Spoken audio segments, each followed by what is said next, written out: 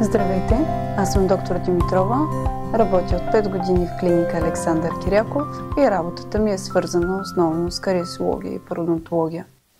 Най-честият въпрос, който ми задават пациентите е защо венците ми кървят.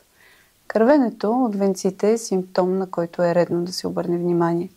Кървенето е признак за възпаление и най-честата причина е натрупването на зъбен камък. Обикновено този симптом е обвързан и с други симптоми, като оточност, зачервяване, чувствителност, а това от своя страна води до невъзможност за адекватно почистване на зъбите. На нашите пациенти провеждаме безплатни профилактични прегледи и следим за тяхната орална хигиена и орално здраве. А какво да направим, ако имаме такъв симптом? Отиваме при нашия стоматолог. Преди да започнем с почистването, ние правим пародонтални карти и следим за състоянието на венците.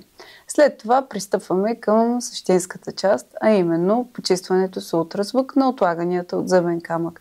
Тук се стремим да премахнем всичко натрупало се и по този начин, премахвайки причинителя на възпалението, кървенето в последствие ще изчезне.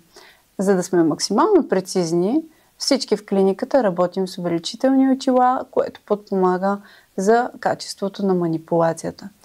На финал зъбите се полират с медицинска сода, с което се премахва зъбната плака и така зъбите стават лесни за поддръжка вкъщи.